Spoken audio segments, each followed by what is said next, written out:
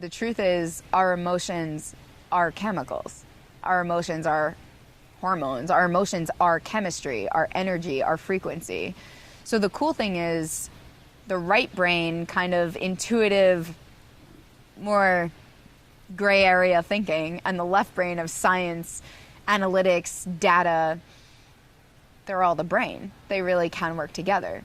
Having said that, I think one of the biggest philosophical ideas that I always go back to is Plato's cave.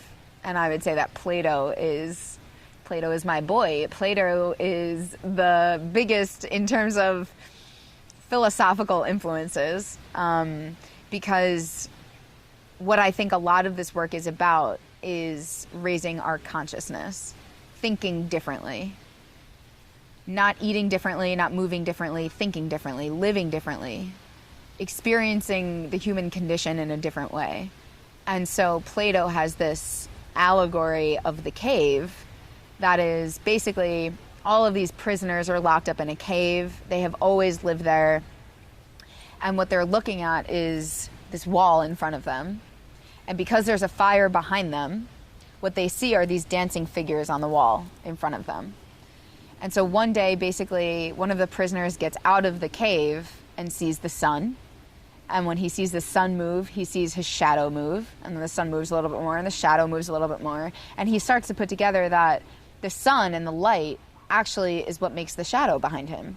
And so he wants to go back into the cave and share with the rest of the prisoners that these dancing figures on the wall are not dancing figures, they're shadows. They're not real objects. So he goes into the cave to tell everyone that, but the prisoners can't hear what he's saying. They don't get it. They've never seen the sun. They have no concept of what the sun is. And so he's saying these are not dancing figures, these are shadows. They can't hear it. And so the prisoners come to the conclusion, this guy has lost his mind. If we go outside the cave, we're going to go crazy. We have to keep ourselves safe and stay inside the cave. And he makes pretty much the same conclusion, that is, no matter how hard I try to explain, they've never seen the sun. And they just can't understand what I'm trying to teach them. And so he lives happily ever after outside the cave. So the reason that that has been so influential for me is because I feel like that's what this is. That's what this work is. I feel as though we are conditioned inside the cave, the way that we grow up. The diet industry is inside the cave. All of our doctors are inside the cave. Not all of them, most of them.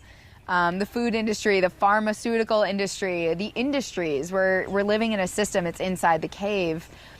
And so we're looking at shadows, but we think that they're dancing figures. We're looking at the diet industry, and instead of an illusion of control, we see actual control, and we get lost. And so we live in the cave, but it's when you see the sun that it's truth. You can't control your body, you can control your life. You don't have to come at this from a place of fear, you can do it from a place of love. That what it's about is not getting your brain to control your body. It's about getting your brain to talk to your body. It's about having a connection inward, not going further and further outward. You tell me what to do. And so it's a completely different thing, but it's the truth. And I think that's why I'll start by talking about brain chemistry sometimes. But what it really comes back to at the root of it is a philosophical discussion about a raise of consciousness and what that means. And they go hand in hand, in my opinion.